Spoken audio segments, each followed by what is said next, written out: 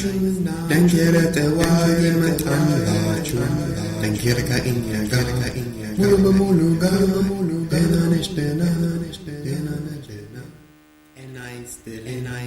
እንደምናችሁ ደንኬረ ጠዋይ መጣላችሁ ደንኬረ ከእኛ ጋር Welcome to the Black Open University show on Blaze.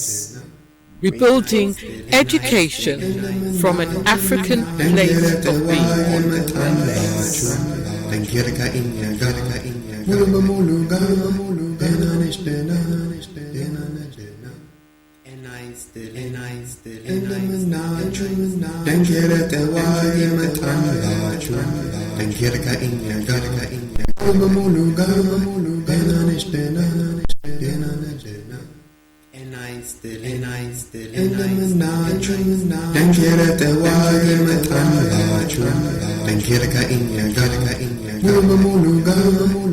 Welcome to the Black Open University show on Blaze. Rebuilding education from an African place of being.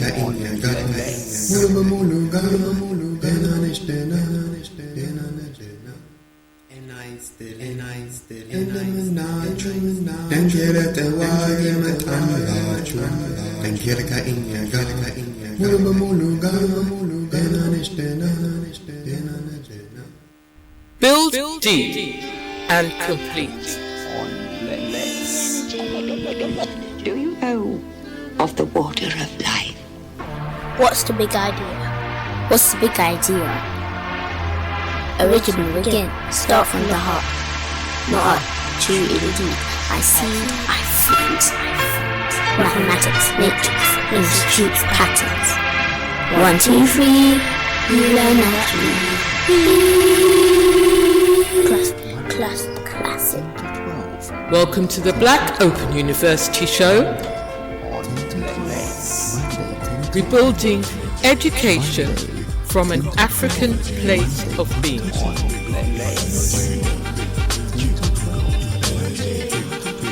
Welcome to the Black Open University show, Building education from an African place of being.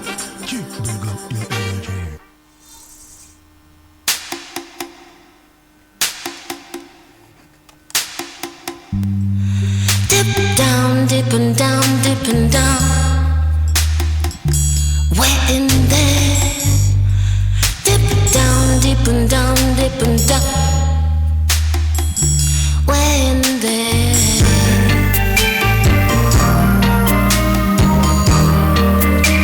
Inside of who you are.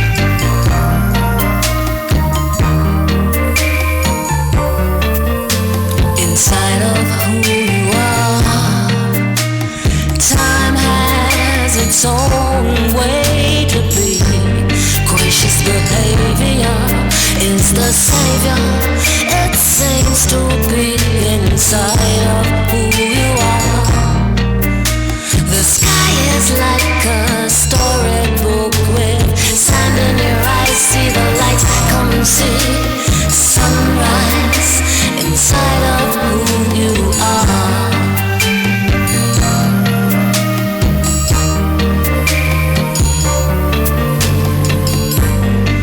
Dip down, dip and down.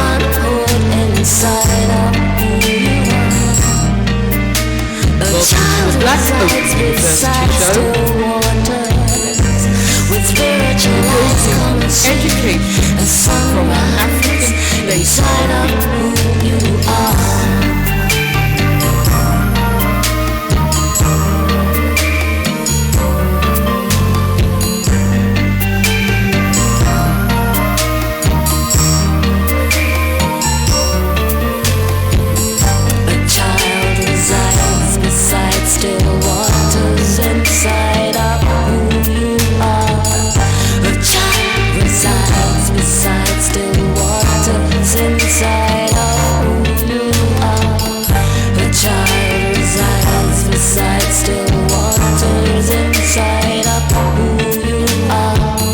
The child resides beside still waters inside of who you are.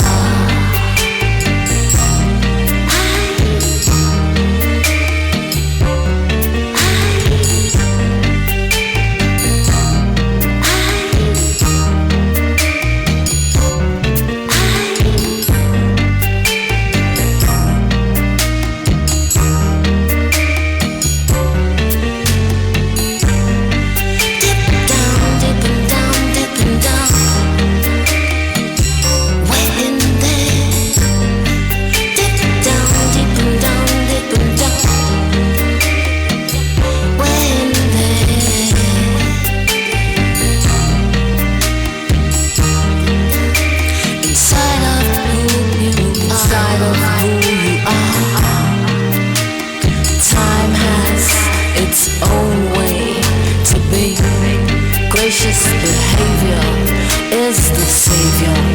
It seems to be inside of who you are.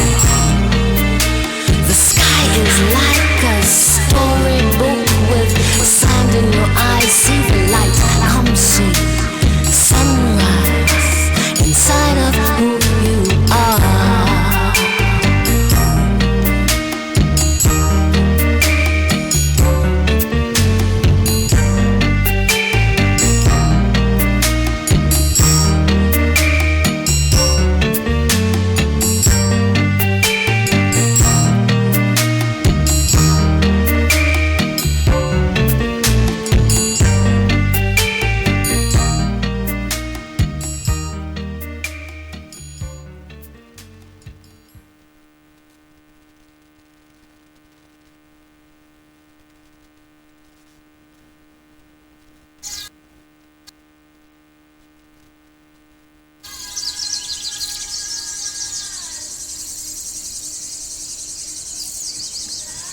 Ashima family, welcome to the Black Open University show here on Bless Radio.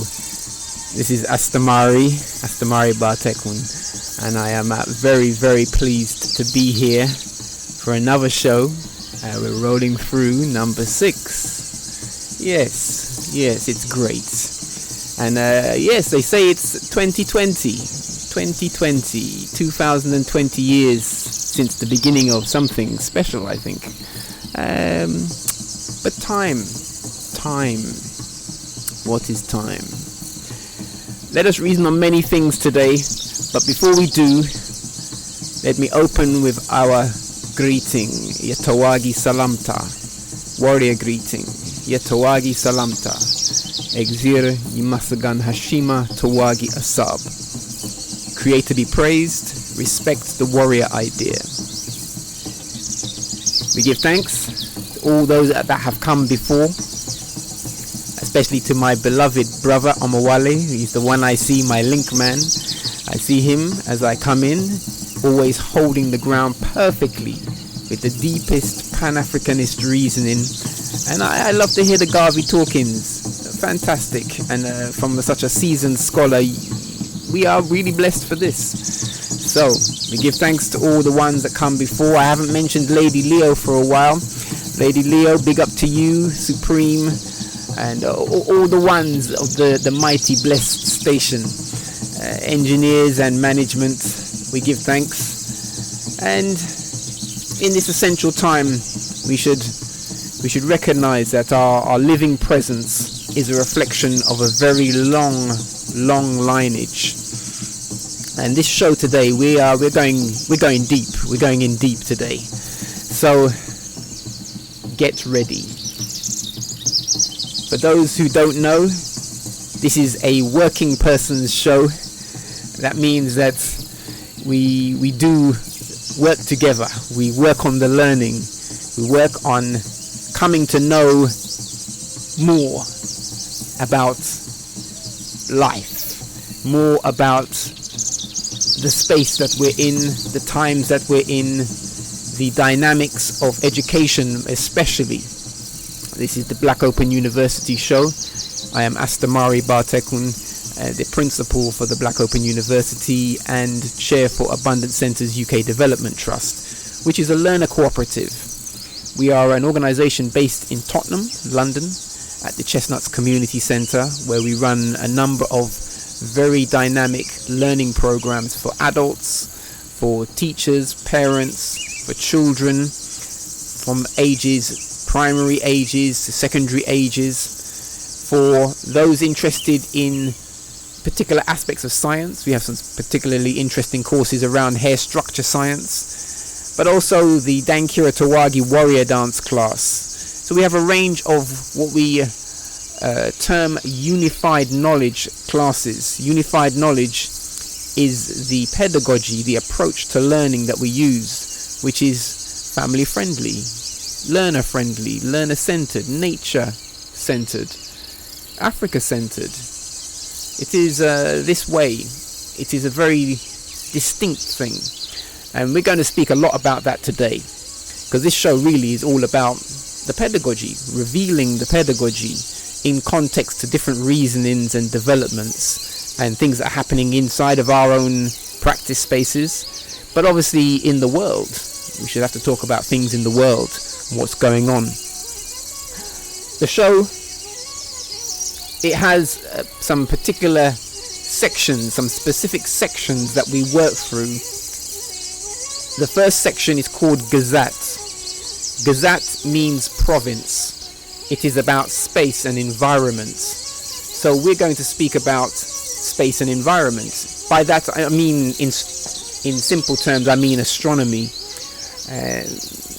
but from an African place of being. It's important that we learn to reconnect to our environment, but not only to the things that you see at your hand, but to the broader space, the broader environment that our planet is in. All of it is within our responsibility, and it's definitely within our ancestry to be aware and connected to and mindful of. So Gazat is the first part of the show, and we'll be speaking on a few points around this kind of area of science. The next part of the show is Zeinagize. Zeinagize is relating to news, the news, Zeinagize. So we'll touch on some things to do with the news. Typically it's educational news, but as you know, there's been some developments in the world. Everyone is excited about the developments regarding the murder of one of Iran's top military leader, and the consequences that may come of that. I'd like to share a few words on this in the context of education, of course, so we'll get to that. Then we come to the part of our show where we explore aspects of the courses that we do at our practice centres. So, as I said, there's 4 flagship courses, level being 9. Educating with Unified Knowledge, Foundation Course 1. Dankira Tawagi, which is the African Warrior Dance, and the Hair Structure Science course. So these are the 4 flagship courses. Each week we like to touch into one or more of these with some insights behind the course to give you an idea. All of these courses are available to ones to enroll in, and they are very specialist kinds of learning, designed to touch our true nature, our true culture, to remove the codification around things, to make advanced knowledge more accessible, higher learning. This is why we hold the title Black Open University, higher learning. But it's not just for older people. We consider our younger cadets to be members of the Black Open University, and nobly so. They are taking on higher learning, and this is something for those who value that, who want to secure that kind of clarity for your ones, especially in this time. Then stay tuned and get involved. Ask questions regarding that. I should give you our way of contact. The main way is to come into our WhatsApp forum. So to do that, you need the number 079-3050-1777. This is the WhatsApp space. On there we're known as The Futurist, and we have some projects and web spaces around futurist work. So The Futurist.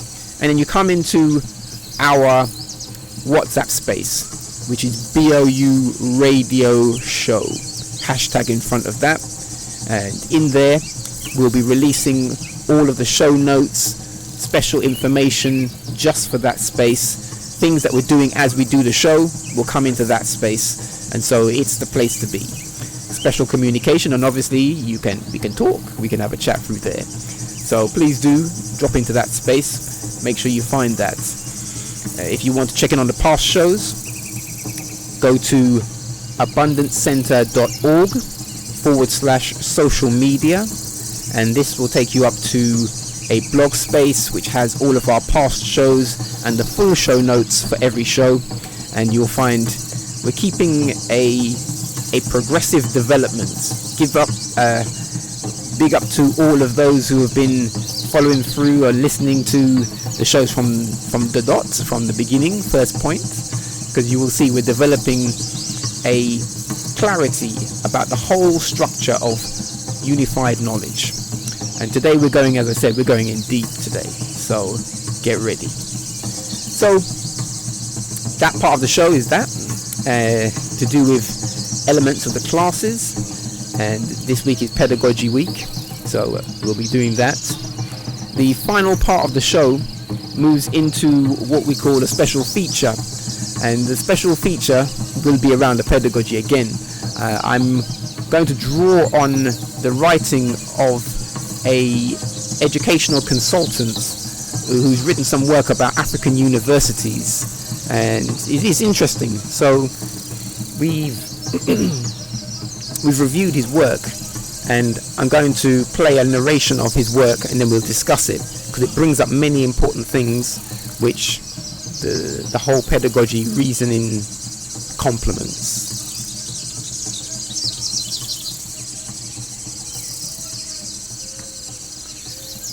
We're still building up to the sababu, the reasoning time, but to be clear, I haven't left really much time for the talking on the show. I'm more interested in your feed forward in the WhatsApp space, because I am interested in this show being one that we learn together, and that means things that are said in the show, we can discuss them over the 7 days. We can build on them. If you have questions, we can develop those things, and I love the way that that's building up in the space. So give thanks to those ones who are already there, and you're very welcome to come in. Okay, so the first part of the show, that's the introduction to the whole thing. First part of the show, we are talking Gazat. We have always started with the Charaka reasoning. Charaka is moon, the moon reasoning. As the nearest planetary body, satellite to Earth, partner of Earth, is the moon, and as the nearest one, we should definitely pay more attention to its dynamics, its apparent phases of being illuminated, its cycle. The pattern of this cycle reflects something like a fundamental cycle that repeats. It corresponds in many other levels of science. You see a similar kind of spiraling, cyclical pattern, and with very similar qualities and properties. So when we study one, we can come to know others. Obviously, the moon has an influence on the planet. So just for some very simple, basic reasons, it's very important that we learn to observe it clearly. Tonight, you will be seeing a quite well illuminated moon. It's about 82% illuminated. It's in the waxing gibbous. That means it's illuminated beyond half, and it's growing. So it means it's coming towards the full moon.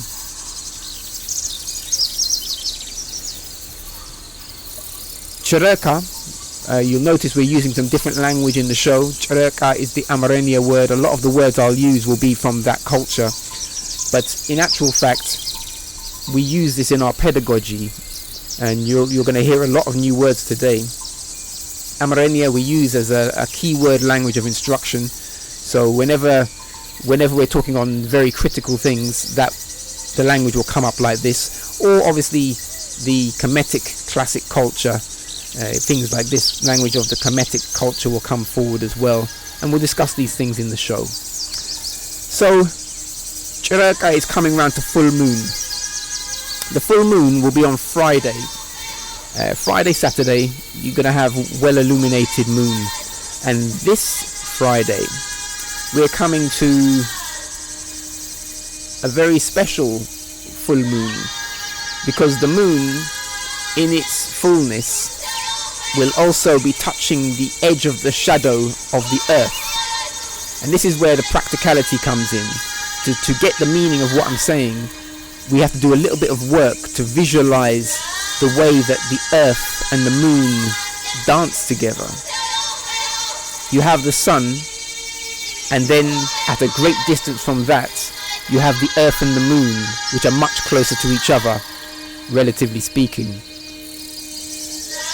The moon, you could say, is making an orbital movement around the earth for simplicity. And at some points, it's kind of between the earth and the sun. And at some points, it's kind of on the other side, meaning that the earth is between the moon and the sun. But it's in a cyclical dance all the time.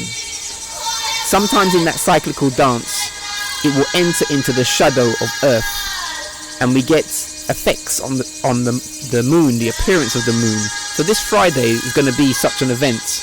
They're giving it fancy names. They give these things names: wolf moon, blue moon. You know, these names, most of them are not relating to the science of what's happening. They're just names to engage you as the consumer of media. So I don't hold up those names in any regard. The practicality is that the moon will be entering the shadow of the earth, the edge of the shadow of the earth, and so its coloration and some of the effects of how it appears will be very different to how it normally appears. So it's a thing to experience. It doesn't happen so often. It's a thing. So anyway, get ready for that. In terms of cyclical news, I was saying that the dance that the moon and the earth does, it follows this orbital pattern, forming an ellipse, and this shape is a very classic shape that corresponds to many levels in science. It also corresponds to the way that the earth moves around the sun. So in regard to that, we have special positions as the earth moves around the sun. One of those positions, well, let me give you the two basic names for the positions. You have two solstice positions, and you have two equinox positions. The solstice positions are, if you like, extremes, and we've just passed one, and behind that we come to a point where we are actually the nearest to the sun. That was on Sunday, yesterday. So yesterday we entered, it wasn't the solstice, but it enters a point called the perihelion, which is the point when the earth is nearest to the sun. Now, you might be thinking, because we're here and it's cold in this part of the world, you might be thinking, well, why is that? That is about geometry. That is about the tilt of the earth in regard to the plane, its orbit. These are things that are best seen. However, we should learn to visualize just by the word, by the number, by the language of science, of geometry. So if I say plane of orbit, we want that to have a clear meaning. If I say it's tilted 23 degrees to the plane of orbit, we want that to have a clear meaning. It's reasonable. We can do it. So it's just a little bit of research, a little bit of guidance, and this show is to encourage you to do that, so that when we speak like this, we're visualizing what is being said. Hey, this is it. This is the real power of mathematics, to enhance visualization. Mathematics is the study and application of patterns, and to enhance visualization for me is the most wonderful thing about the subject. There are other important things to know, like making estimation, calculation and forecast, or to enjoy patterns. Just this alone, to observe patterns and to enjoy them, to make them, to realize the potential benefits of producing certain kinds of pattern that become clearer with number and measure and ratio. Anyway, so we've just passed this point when we're nearest to the sun. It's cold up here in the north because we're tilted at a certain angle, but you will notice that the south is pointed in the other way. So the south, we're close to the sun, and the south is directly receiving its summertime. Now you will know in the news, some of our southern cousins are feeling the fire. The fire is burning, and this dynamic, this coincidence with the physical geometry of what's happening with the earth and the sun should not be ignored. So, okay, we've talked through the upcoming moon eclipse. We've talked through the fullness of the moon coming through at that time, which is on the 10th, Friday the 10th of January. We've talked through the perihelion, and inside of that there's more we could say, but I would invite you to check it out. The distance that we are from the sun, relatively speaking, is not that much more than when we're furthest away. It's subtle. An ellipse is like a squished circle, and that squishedness, it just makes little differences, but they turn out to be fundamental in the way that nature functions. So we should respect the subtle changes. I was thinking about this a little bit more, and I know you might be interested to know that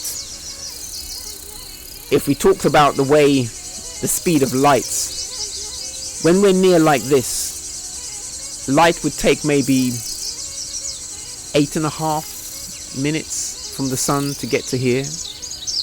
When we're on the other side, when we're in the passing the winter solstice, Yukata, the summer solstice, the other extreme, the difference is maybe 8 minutes and 12 seconds, a difference of 18 seconds or so in the speed of light. So it sounds small, but these subtleties make all the difference in nature. Nature respects these things. And so for us to really come to understand what can be done with that, we have to go deeper into the number, into the pattern.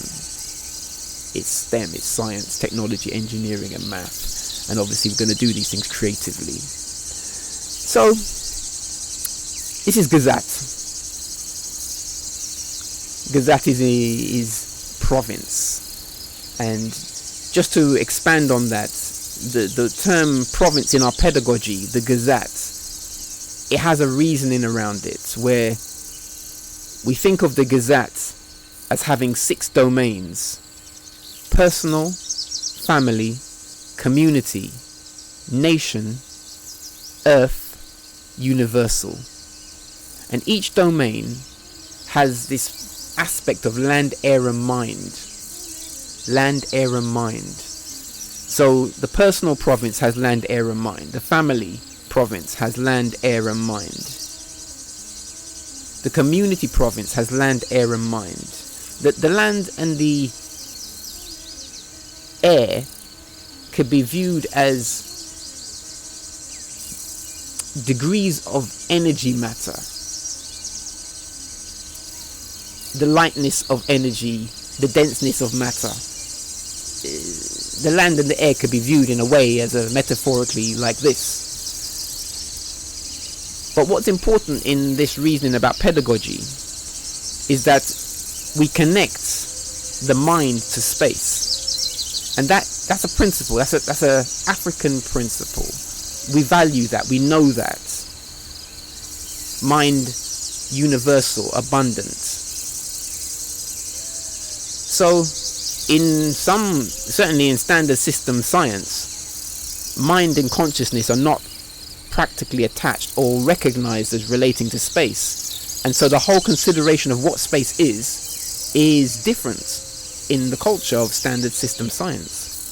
So I'm making a point as a kind of preparation for the show, the kind of things we're going to speak about, differences between the culture of education, the value of the culture of education. That's why we have the strapline for our show, from an African place of being. The Black Open University is functioning from an African place of being, and that there's a meaning for that. Let's touch on the news. So, you see, the one known as President Trump, the one in the office in the presidency for the United States, it appears that he has given a command to his forces to execute a military leader, the head military leader for Iran.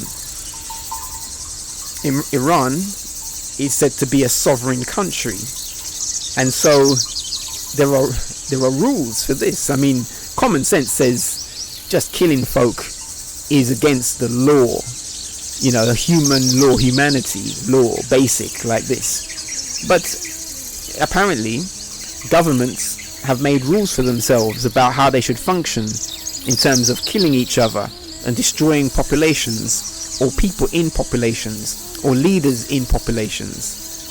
And so the efforts and the reality of killing this man was done to cause destabilization of Iran and its function. They have said, America has said, and other countries around the world have said that this country and its leadership are doing bad things on the planet, and so they had to do this action to stop those bad things, or to curb those bad things. But most people can see that this action is opening up problems, and those problems will spill out, most likely on poorer people. Wealthy people tend to have ways to escape from the drama of war, or even they can make profit from it. And more than likely, the whole military complex for the US is making their shares are going up. Their shares are going up. So they're making business. This is business, as well as distraction, as well as destruction. So there's a lot in it. There's a lot in it. But I bring up the point about sovereignty for a reason. We're going to come forward with this word sovereignty. What does it mean to be a sovereign nation? Certainly Iran considers themselves a sovereign nation. And here at the Black Open University, we are more specifically concerned with Africa. And Africa as a sovereign continent, and Africa, every member that is in the region, considering itself to be a nation or a country, the sovereignty of each one of these. What does it mean? What does sovereignty mean from an African place of being? What does it mean in regard to the world? The position of African countries as sovereign countries in the world. Do we have sovereign countries? Do other countries consider our countries sovereign? What does it mean? So we're going to get to the crux of this, because the article that is our main feature for the show today, it makes some arguments about what African universities should do in terms of educational reform to improve what they're about. And I find it very interesting. The one who wrote for this, we'll talk about it in a moment, who he is, and a bit more detail. But I find it very, very interesting, his article, and I'm going to use it in this show to connect many aspects of our pedagogy. So get your pens and papers, get ready, we're going in deep with many, many things.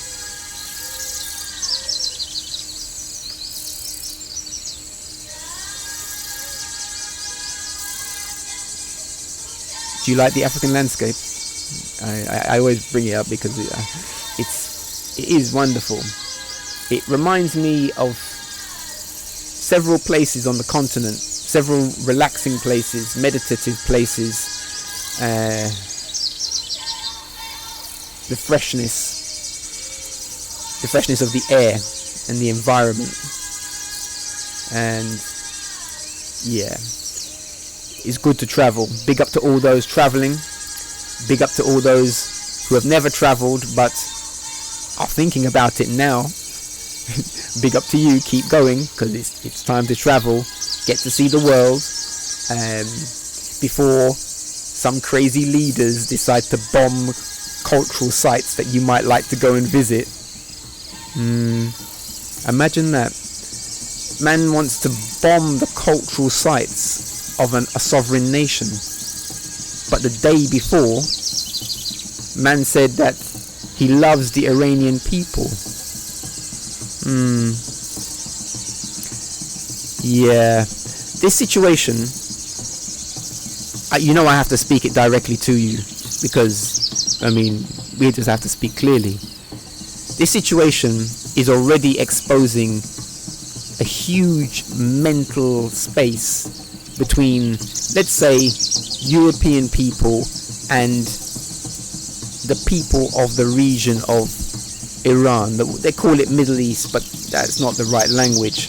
So the people of Iran and in that region, the mental space of these people relative to the mental space of European people is a huge difference. I've been listening to the commentary. So where today you've got hundreds and thousands of people in devotion and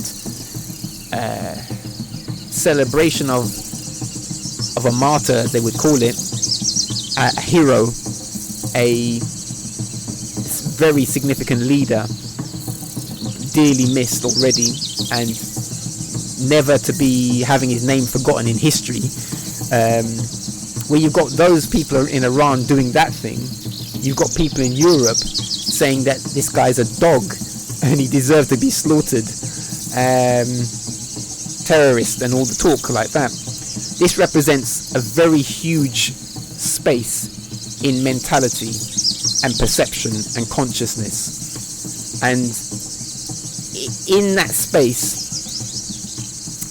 there's a tension now that's building up, an exposure of the space that, yeah, everyone should be mindful for the development, and more directly, what can we learn as African people, well, as all people, but obviously Black Open University, coming from an African place of being, I'm especially interested in the mind, the African mind, the view. What can we learn from this situation? What can we learn from it? So we're going to explore that. We're going to find out a bit more about what we can learn in this situation. Okay, so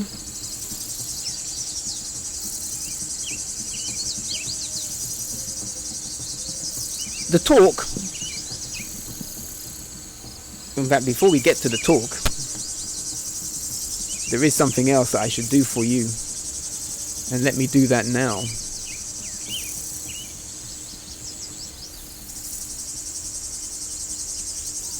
We're going to come in with just a little interlude.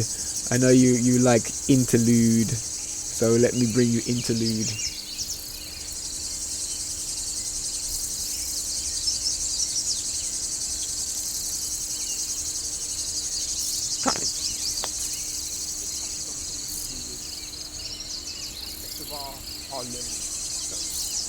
check this out. And when I come forward, we're going to go deeper into the reasoning about African universities reforming. What should be done? How should the reform take place? Why should you reform? What is the principle of African university? This is Astamari, Black Open University.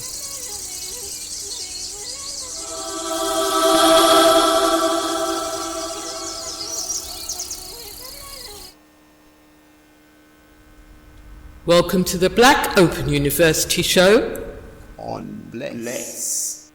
Rebuilding education from an African place of being. On Bless Radio.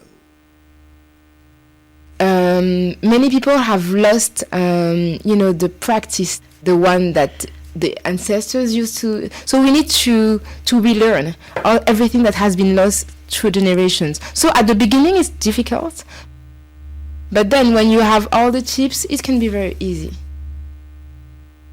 Not accepting your appearance can really lead you to make choices that could really damage your own health.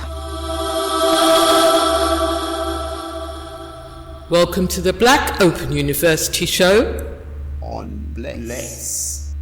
Rebuilding education from an African place of being. On Bless Radio.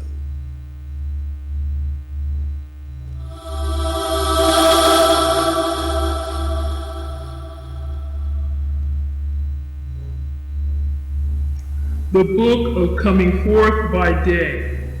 Here begins the Book of Coming Forth by Day, of songs of praising and glorifying, of coming forth and entering God's blessed domain. These are to be recited on the day of entering in after coming forth. 1.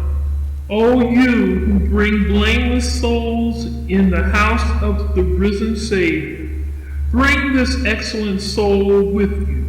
Let him or her hear as you hear, and see as you see. Let him or her stand up even as you stand up, and sit down as you sit down. O you who give bread and beer to blameless souls, give bread and beer day and night to this soul, whose word is true before God, Lord of the sacred city before you. O you who open the way and clear the paths for blameless souls, open the way and clear the paths for the soul of this one whose voice is vindicated by you. May he or she enter in boldness and come forth in peace. May he or she not be opposed or sent back. May he or she enter praise and come forth loved and triumphant. May his or her command be carried out. May his or her words travel with you. And may he or she not be found deficient in the balance and be free from all fault. Some of the people who were portrayed have the hair totally free, and sometimes they have like fake hair because they are actors. They need to look in a certain way for a film, or they just want to change. And it's not something that, to me, that is contradictory to being proud of yourself. The only thing that matters to me is that when you make a choice, you make it freely and without, thinking of fitting to something that is out of you. 2. May I not be judged according to the mouth of the multitude. May my soul lift itself up before my heart and be found to have been righteous on earth. May I come into your presence, O Lord of lords. May I reach the hall of righteousness. May I rise like a living God and give forth light like the divine powers that are in heaven. Let me proceed in peace to the west. May the lords of the sacred land receive me and give me threefold praise and peace. May they make a seat for me besides the elders of the council. May I ascend in the presence of the beneficent one, and may I assume whatever form I want in whatever place my spirit wishes to be.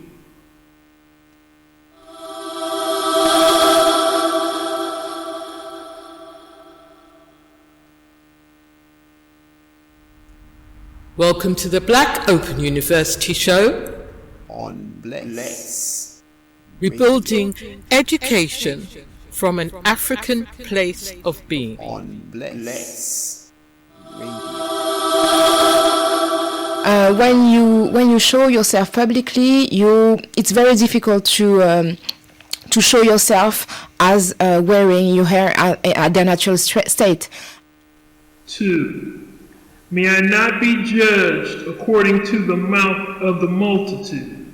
May my soul lift itself up before my heart and be found to have been righteous on earth. May I come into your presence, O Lord of lords. May I reach the hall of righteousness. May I rise like a living God and give forth light like the divine powers that are in heaven. Let me proceed in peace to the west. May the lords of the sacred land receive me and give me threefold praise in peace. May they make a seat for me besides the elders of the council. May I ascend in the presence of the beneficent one, and may I assume whatever form I want in whatever place my spirit wishes to be. So to me, that's helping young people to make their own choices, not being restrained by the idea that the way they look like doesn't correspond to success or or ambition.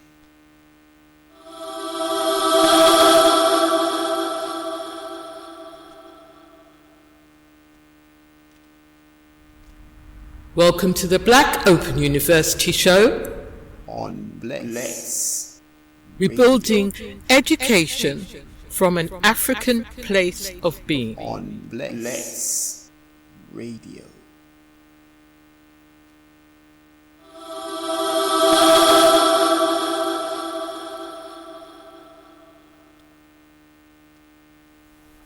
Three. O my heart, whereby I come into being, stand not up against me as a witness, nor oppose me in the council of judgment. Weigh not heavy against me before the keeper of the balance. You are my divine essence, which dwells in my body, the divine power which makes strong my limbs. When you come forth in the place of happiness, where we go, may you not cause my name to send forth an offensive odor before those who assign people to their rightful place. May it be favorable for us, and the hearer be favorable to us, and there be joy at the weighing of words. Let not falsehood be uttered against me before the great God, for surely your righteousness will cause you to rise up in triumph.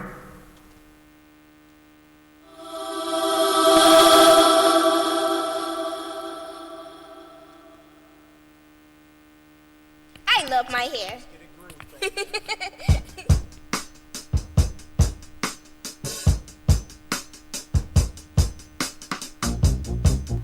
What's up? Hey, Team rooting for you. We're all beautiful. Enough love, enough love. It's your girl Letitia.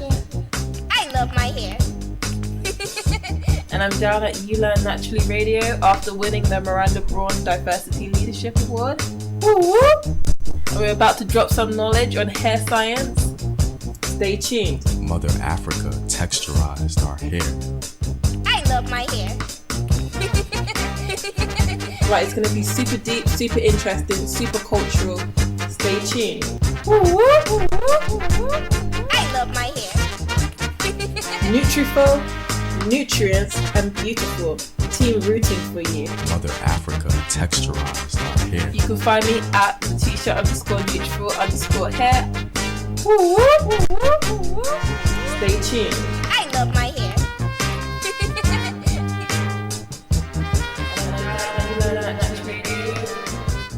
Stay tuned.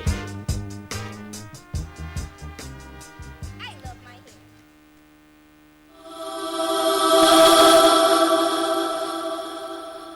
And I think that nowadays generations are making a quite different statement, saying that you need to accept me the way I am. We are part of the society, and we don't want to harm our bodies in order to fit to a certain standard that is very, very far from the way we look like.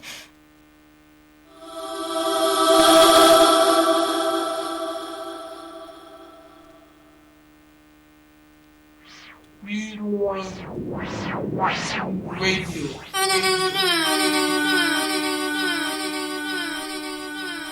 You learn naturally radio. You learn naturally radio. Yes.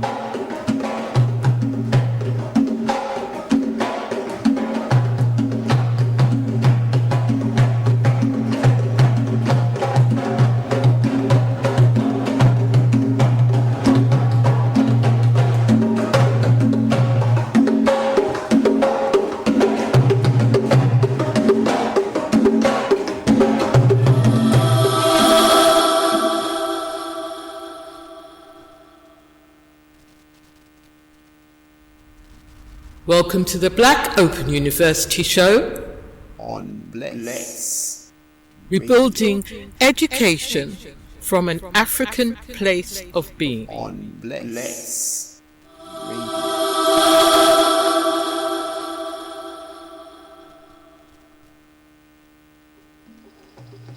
የእኔ ግዛት እገባለሁ የእኔን ዓላማዎች የማስታውስበት የማጠናበትና የመመለከትበት ስፍራ ይህ ነው ይህንን ማድረግ እኔን እሱን ወደ ማሳካት ያቀርባል ማንኛውንም የምፈልገውን ነገር ለማሳካት እችላለሁ መላው የአጋጣሚዎች ዓለም ለእኔ ክፍት ነው በየዕለቱ እኔ ይበልጡን ሚዛናዊ ወደ መሆን እሄዳለሁ አሉታዊ የአስተሳሰብ ስልቶችን እያጠፋው አዎንታዎችን አዳብራለሁ በየዕለቱን ማንኛውንም ጊዜ በእኔ አስተሳሰብና ተግባራት እኔ በትክክል ሚዛናዊ ወደ መሆን እየሄዱ ነው ሆናለሁም እኔን ከጉዳት የጠበቀና በእኔ የቀን ተቀን ተግባራትን ሁሉ ሰላምን እየሰጠኝ በየዕለቱ የእኔ ካቢት ግዛት ይበልጥ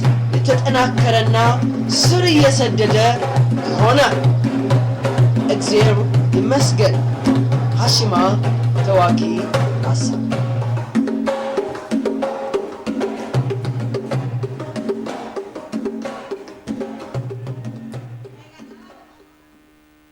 Build deep and complete. Do you know of the water of life? What's the big idea? What's the big idea? Original again, start from the heart. Not art, true indeed. I see, I freeze. Mathematics, matrix, institutes, patterns. 1, 2, 3, you learn naturally. Classic. Welcome to the Black Open University show. Rebuilding education from an African place of being.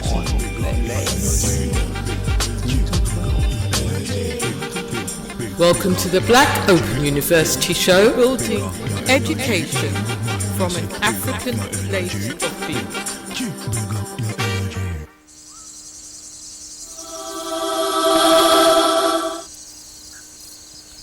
Yes, Hashima. So we're going straight into the African universities, imitation or adaptation. This is an article written by Dr. Eric Fedua Kwateng, and this was done on the 12th of December 2019, very recent. I'll put the link into the WhatsApp space for those tuned in. This article, we have beloved Yvonne, who has read it out, so she'll be reading through this and you'll hear the reasoning that way. And the article is not too long, about 15 minutes to read, so you'll hear that. And in this, Dr. Fedua Kwateng is speaking about what he considers to be the right way to reform African universities. He's questioning the model, the way that they've developed themselves, generally speaking. He's a policy consultant for this, and he's got some interesting views on it, which you're going to hear about in a moment. And onto that, I'm going to just speak a bit more about our pedagogy and connect them in. But to give you a heads up to that, let me explain what I mean by pedagogy. So the pedagogy is the overall system of education, the overall value system, the embodiment of the principles, the overall ethos of the way of education. And every culture or every educational institution has some kind of pedagogy that they're working to. The ones that are most successful know what pedagogy they're working to, and we should know as well. If you have a child going to a school, the teachers in the school will have had pedagogical training. For Europe, the pedagogical training will come from a European place of being, and so it goes to classic Greek, Roman culture, Greek culture, as a foundational reference point for classic culture for standard system education. Now, you will know that we've done research work around the flaws in Attainment 8, some of the progress systems for secondary schooling, primary schooling here in the UK, and we found flaws in them, things that parents should question. How does that affect my child? What can I do to reduce the damage of that system, that way of predicting performance or boxing in progress? What can we do? So there's a lot of questions to ask for the mindful ones, and I see some of you have been writing in to ask those questions. I'm very happy to explore them. You're welcome to come to our office. We can explain these things in detail so you can see exactly what the issues are and how to tackle them. But essentially, a pedagogy is the overall defining form. And for unified knowledge, which is also known as Yitmur Uket, unified knowledge, we have three bodies of reference to know it.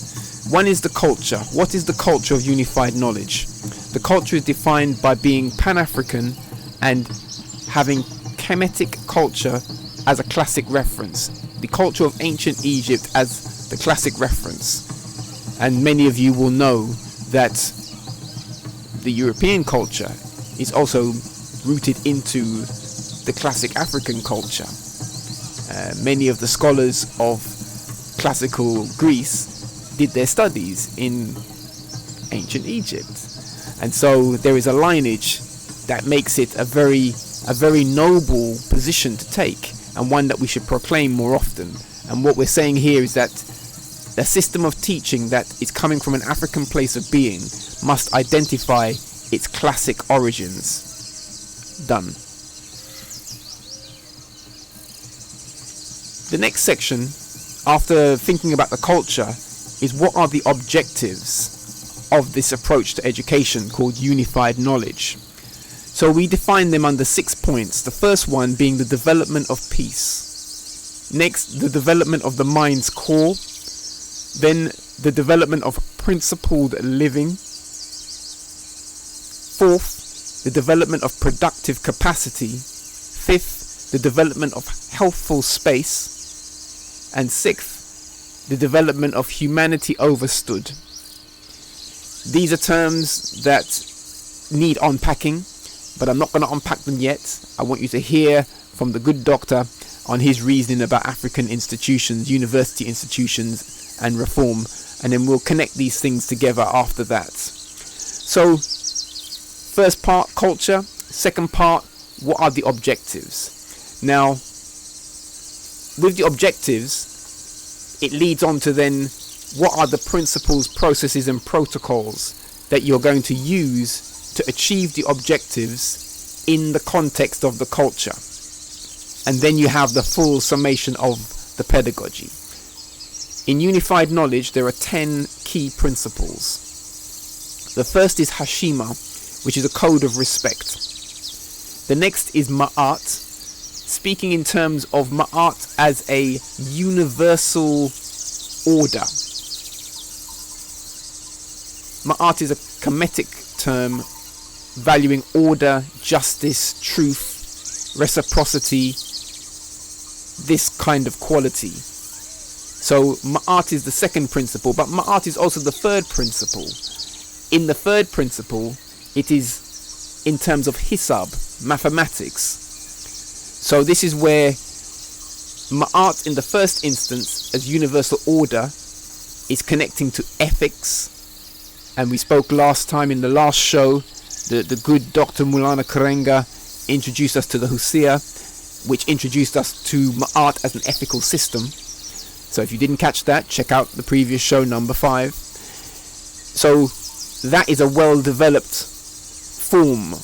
I mean, if you want a modern comparison, you might put it in stature to something like Taoism, if you know of the Chinese culture for Taoism as a way. Yeah, you can think of the Ma'at ethical framework as this, as a body like this. Classic heritage, African culture. But this business of Ma'at as mathematics, as calculation, as proof, then connects mathematics to ethics, which is also a deeply African value, traditionally, classically, and is also marking a distinction between how mathematics is taught now and how mathematics is taught in a right-minded form, where the ethics come into play. Today, these things are detached, and so in that detachment, some misunderstandings take place. The fourth principle, process and protocol, we call Tawagi Asab, which is the warrior idea. It's a philosophical statement for agreement and contemplation. The fifth is called Gazat, which we've mentioned at the beginning of the show. It's space, province. The sixth is harmony with nature, the principle of harmony with nature. Surprisingly enough, there are some people who think that harmony with nature is not the way for humans. They think that humans are against nature, or nature is against humans.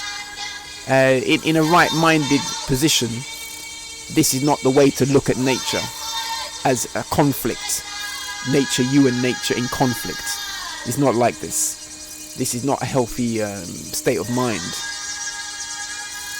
The seventh principle, process and protocol we call mind, breath, body harmony. And this is the value essentially of breathing and how it connects mind and body. The eighth principle is unified knowledge language, which is a language system. I've mentioned how we use Amarenia in the system as a keyword language of instruction.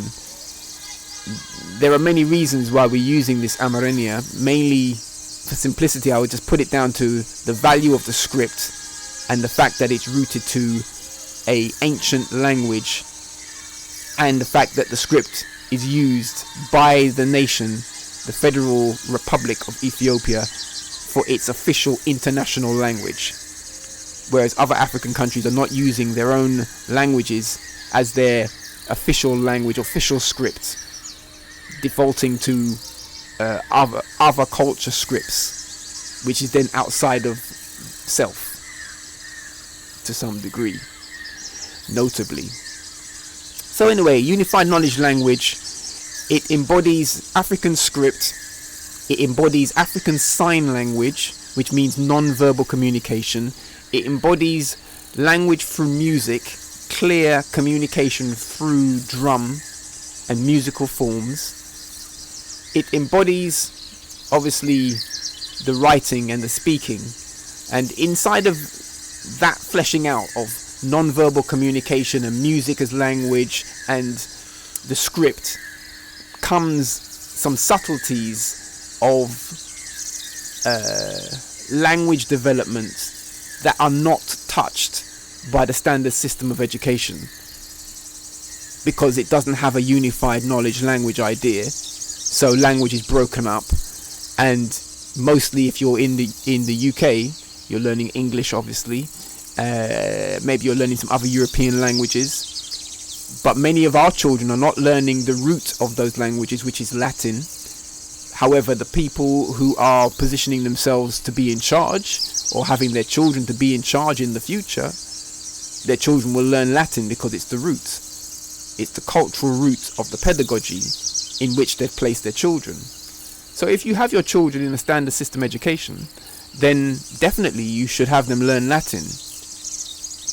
But obviously, if you are coming from an African place of being, you will want to have a classical African language. So then we return to Yitimer Uket Kwankwa, Unified Knowledge Language, which then connects you to Ge'ez as a classical African language with script, living today, full form. The 9th point is curriculum, graduation and accreditation. I want you to note that I've listed it as the 9th point in our principle, process and protocol selection. The 10th point is the story, and we value that story is the great tradition for Africa for embodying learning and knowledge, conveying the wisdoms and that the culture story. So those 10 are our principles, processes and protocols, and we use these things to achieve the objectives which I mentioned before within the context of the culture which I mentioned before, Pan-Africa Kemetic for classic reference. Now, the good Dr. Eric Fedura Kwateng has written an article discussing the business of African universities imitating Western universities, and he's proposing that we should take on a model which is more about adaptation. That's the introduction. Let's have a listen to it, and let's have a talk when you've heard what he has to say. This is the Black Open University, and so we must speak on these kind of things. It's education from an African place of being and on a higher level.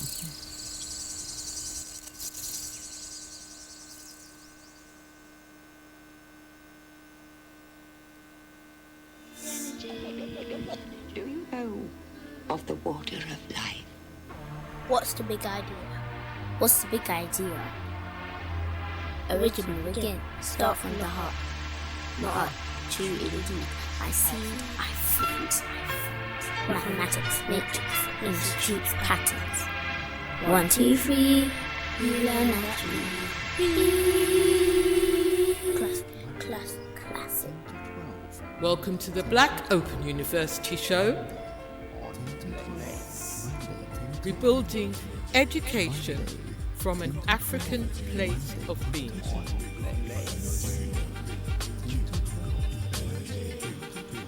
Welcome to the Black Open University show, building education from an African place of being. African universities, imitation or adaptation. Eric Freda Warteng, 12th of December 2019. Over the past few decades, Amartya Sen's theory of human capability with its focus on expanding or enhancing human capital, has become dominant in national development discourse. It challenges orthodox development theories like economic growth, dependency, and trade. Accordingly, African governments have demonstrated an active interest in establishing or allowing private entrepreneurs to set up universities and other higher education institutions. These efforts have the principal objective of providing the populace with a formal means of acquiring new skills, knowledge, aptitudes, and dispositions, expanding or enhancing their capabilities. Human capabilities are considered the real drivers of economic growth, poverty reduction, and overall improvement in social well-being. However, does African universities' practice of academic imitation constitute a stumbling block to expanding or enhancing students' capabilities, and is academic adaptation a more effective approach? The vast majority of African universities and other higher education institutions imitate with a high degree of exactitude Western universities' academic curricular objectives, content, assessment approaches, and learning materials. The imitation occurs in all academic disciplines, including the natural sciences, social sciences, humanities, business, and technology. It is not only the pioneering universities established by African former colonial masters that are guilty of academic imitation. Post-colonial African universities are equally guilty. Academic imitation is guided by the following questions. What are the names of disciplines offered in Western universities? What courses are offered in those disciplines? What textbooks and other learning resources are used in those courses, and how could they be obtained? Such academic imitation destroys human creativity and prospects of producing innovative curricula and pedagogies. It also leads to wholesale importation of academic programs and courses that are grossly irrelevant to the development, expansion, or enhancement of students' capabilities. A striking illustration are bachelor and postgraduate degree courses in social work, management, and engineering. More specifically, it is highly unlikely that copycat courses in management will help to produce the entrepreneurs, managers, and administrators needed to advance the continent's economic growth, provide direction to bolster existing industries, and create new opportunities. Most importantly, academic imitation has the tendency to ignore local priorities. This is because imported courses were originally designed without due consideration for African society and the African economy.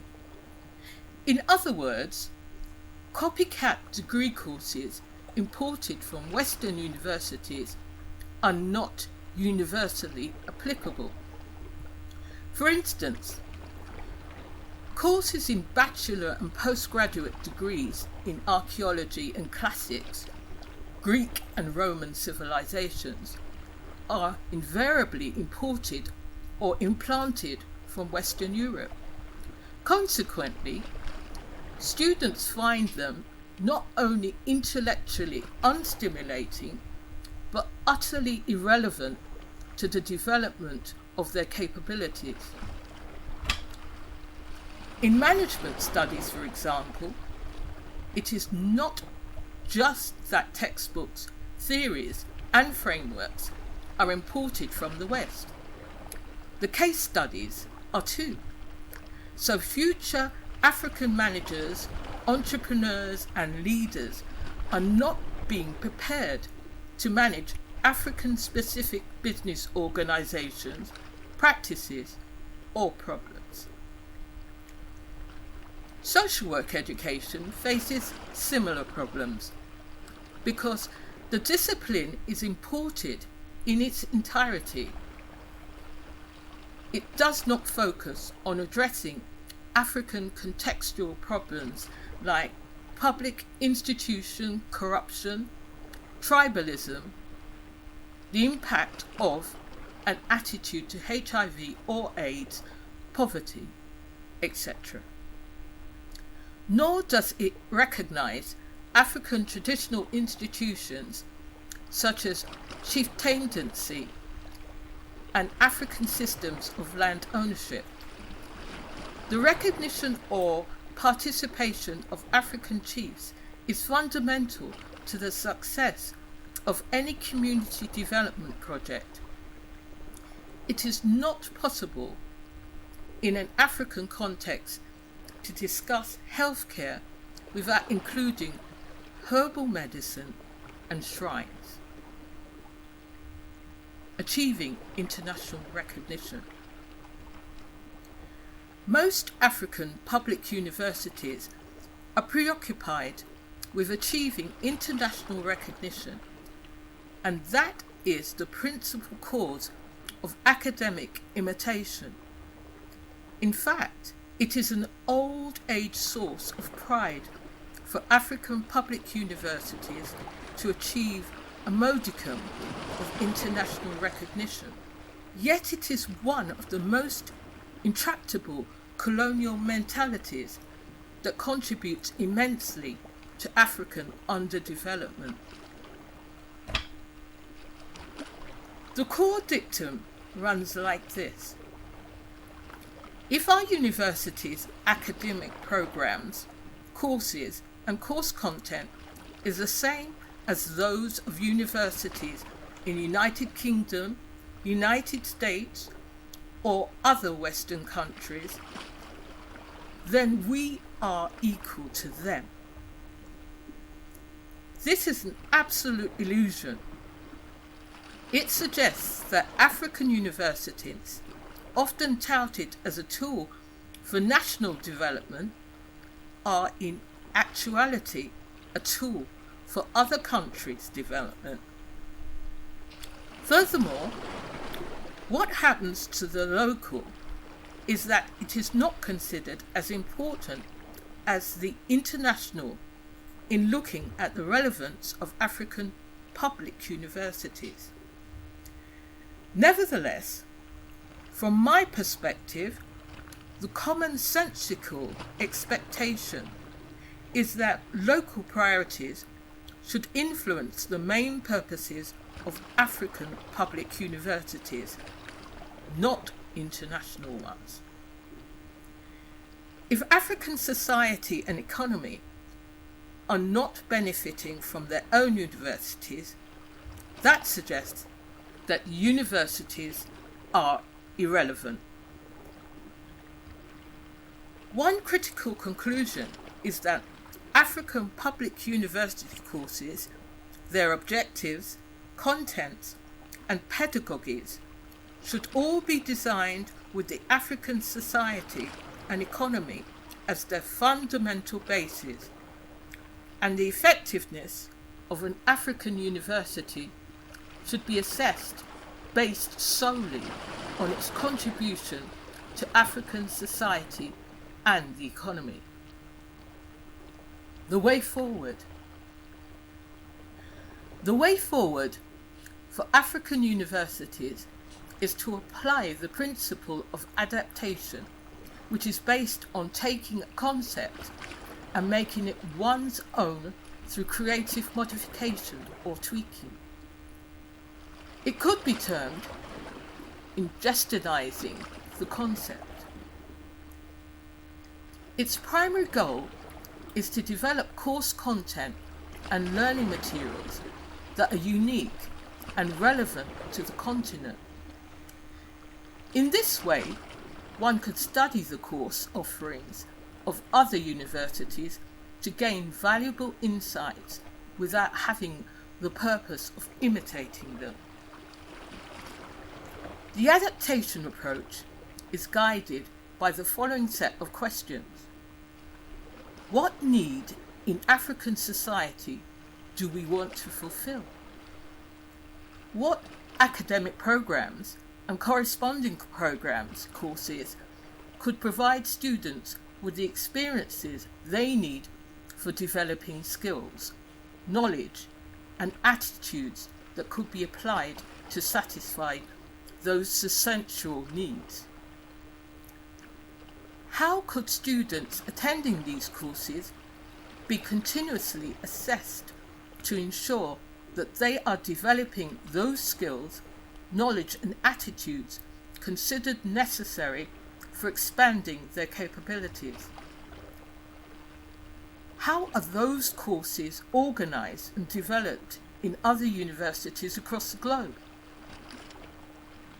What can be learned from the other universities regarding the curricular content, learning resources, and organisation of those courses?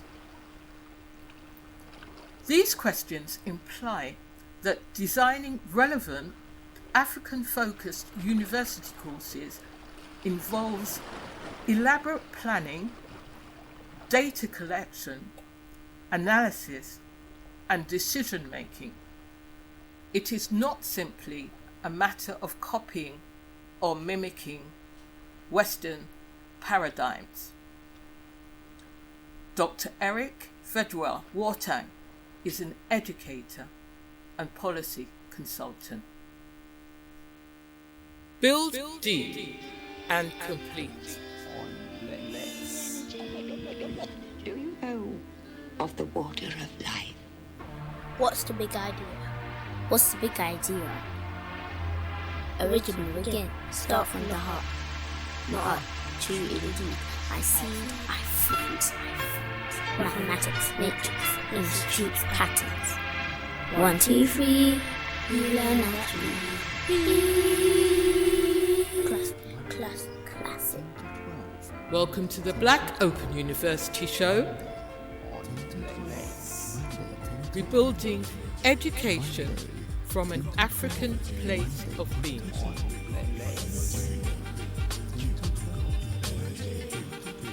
Welcome to the Black Open University Show. Building education from an African place of being.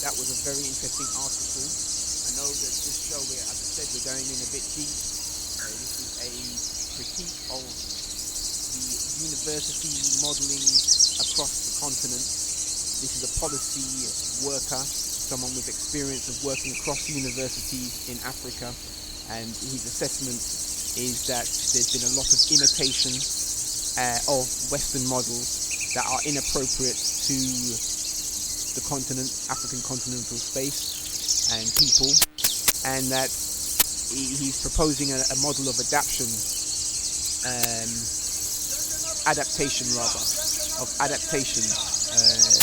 still looking to Western model but adapting it and seeing what can be taken from that. So I've made a few notes and I want to share them with you for your consideration.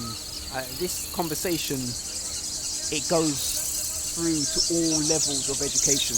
So although we're speaking about African universities, really this is about education from pre-birth to beyond adulthood, entry to adulthood. And that is our own remit, pre-birth to entry to adulthood. But this conversation translates on many levels. So first of all, my main, aside from the fact that I big up the one for opening the conversation and for stepping forward to make a clear argument about the error of just imitating the Western system of education and modelling, I big up that because it needs to be said. There are many saying it, but it's not always well articulated and to the point. But I want to just build on what he said with a few more points of consideration for us. He mentioned national development discourse.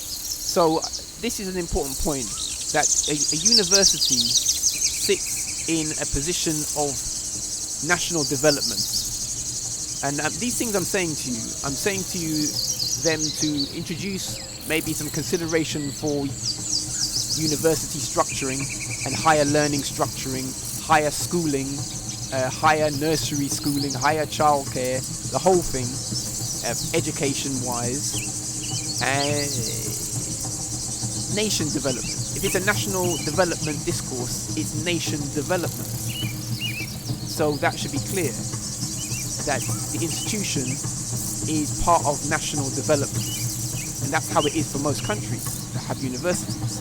The university is a part of nation development. So therefore, if an African university is not developing its nation, then it's failing on a basic function. And that should be assessed. That should be assessed.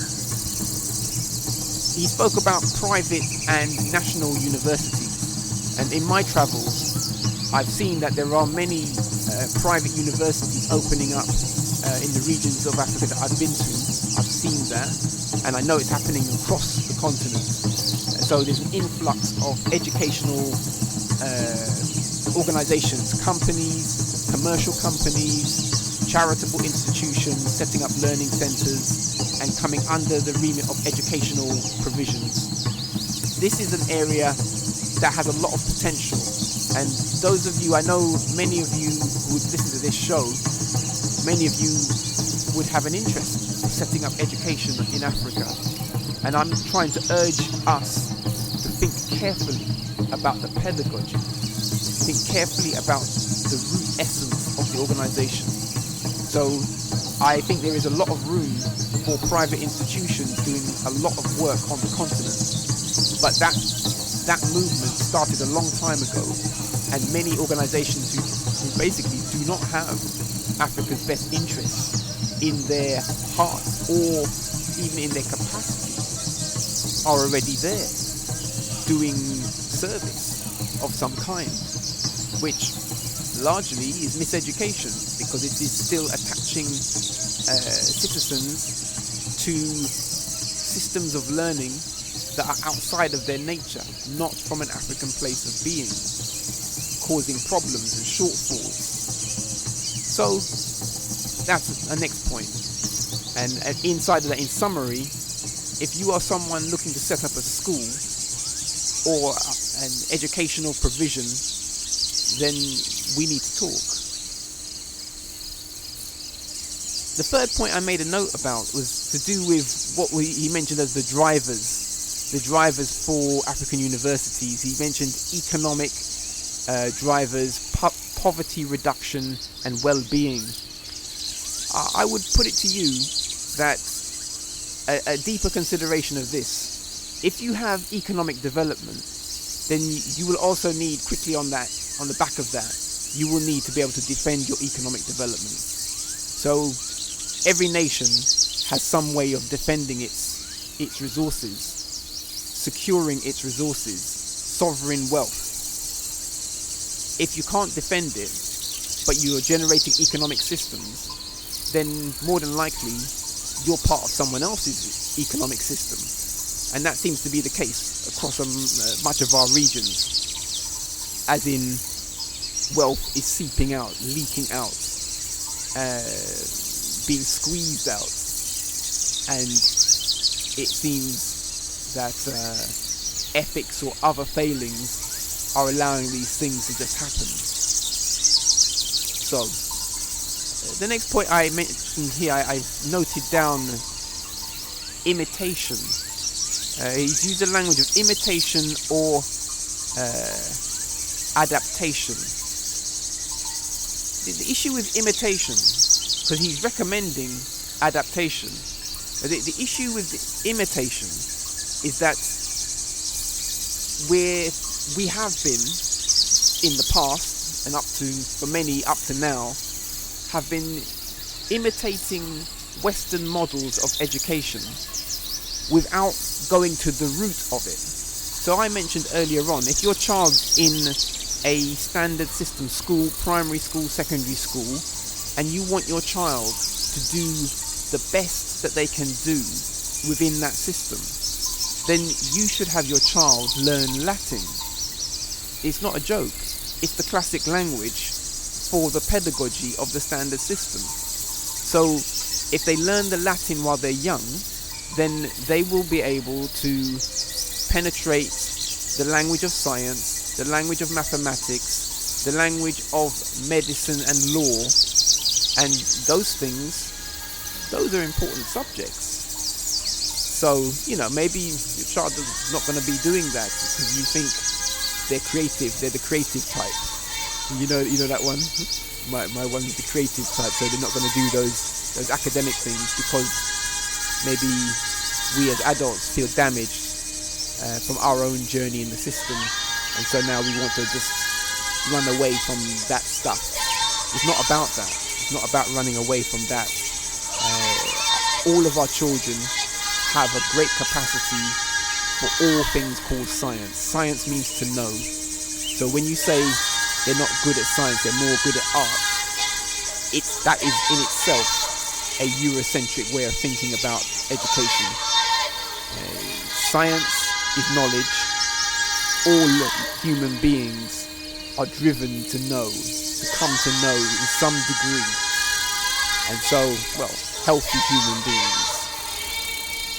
So, let us not set aside science, and let us not set aside mathematics, which is simply the study and application of patterns, which is in our classic culture related to art, the ethics, the truth. Every African culture values truth as a principle in its traditions, values a system of ethics within communities, ways of negotiating difficult situations ethically. Our traditional cultures have that in place. So mathematics and ethics go together. When you detach them, there's a gap and a problem. So the issue for imitation, again, is that our institutions have been trying to imitate a system that is outside of the home culture, Africans' home cultures, without going to the depth of the quality of that, which is in the language and obviously in the culture. If you're going to imitate a thing, then you should have to imitate all of the culture. But you can't do that. If you are an African institution based in Africa, you can't imitate a European institution perfectly. You're not in the right environment for it. You're not surrounded by the drivers, the real drivers that make it work, or kind of work, in Europe. So the imitation idea is just deeply flawed, tragically flawed. It's a tragic situation. But anyway, for those who, like I said again, one more time, for those who want to imitate it, think it's okay for Africans to learn in a Eurocentric way, and you think that you can get your full potential, then you have to go deeper into European culture and pick up the classic language. If you're committed to that, then I respect that. I respect you and that. If you're not committed to that, then that's a problem. That's not right. Anyway, we can talk, we can reason. Let's reason on that later. So the fifth point I made a note of is the business of innovative curricula and pedagogy. He mentioned this, innovative curricula and pedagogy, and my concern was that he put the curricula in front of the pedagogy, implying that you can develop curricula and pedagogy is something after it. Maybe he meant nothing by it, but because this person is an educational consultant, I'm trusting that he knows what he means when he writes something like this in an article that he's penned. So I respect that. But my concern is that pedagogy is the overarching principle, the overarching body of principles. I've outlined the unified knowledge pedagogy. I've outlined the culture of it. I've outlined the objectives of it. I've outlined the principles, processes and protocols of it. And every pedagogy can be summarized in these three ways. What is the culture? What are the objectives? And what are the principles, processes and protocols? That has to come before you can start building curricular material. So I'm concerned about this idea of innovative curricula and pedagogy. The pedagogy must come first. Then you build curricula coming out of a clarity of culture, a clarity of objectives, a clarity of the principles, processes and protocols you're going to use to develop the best learning experience, the best learning environments. Do you get what I mean? I hope so. So, next point. Ignoring local priorities. He's concerned that the African universities have been ignoring local priorities. I agree. And local priorities, this is the key point. What are the local priorities? If you are on the continent, in Africa, and one of the many beautiful countries that we have, what are your local priorities? Do the educational institutions in your area meet your local priorities? I would put it to you, and this is part of our modelling for Black Open University. I'm happy to share it. We're open source like that. It is possible for a young person from their whole journey from pre-birth right through to entry to adulthood to come to learn all of the foundational aspects of math and science within the context of agriculture. Why do I say agriculture? Because agriculture is the fundamental business of countries.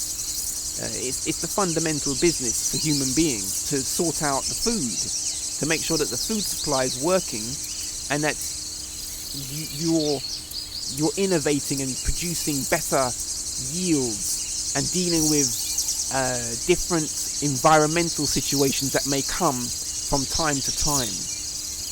Innovating ways to manage the whole environment. It is our gift to work the land in a way that no other creature can do. Humanity overstood. No other creature can work the land in the way human beings can. Reshaping. Okay, so let's say you're in the village.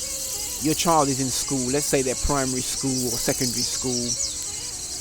I would propose that if that schooling were modelled just as a default, not all situations have to be like this, but as a default, if more of our schools were modelled around agricultural schooling, but inside of that, we developed the unified knowledge approach to bring out all of the math and science and obviously agricultural skills that a young person should know.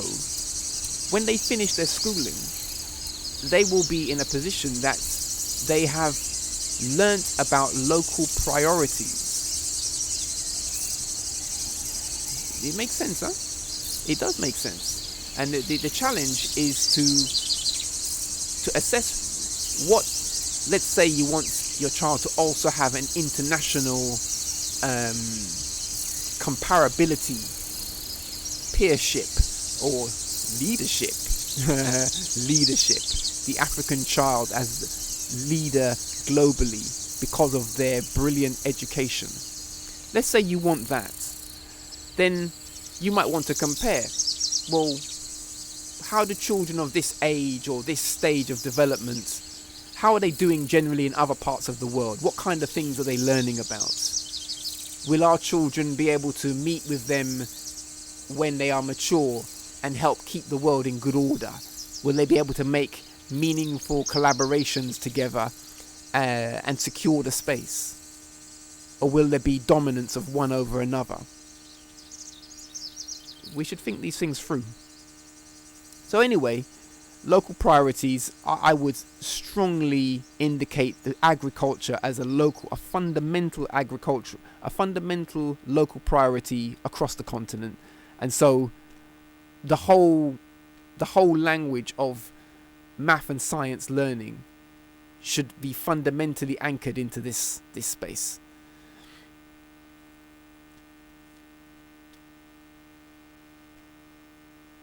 Yeah,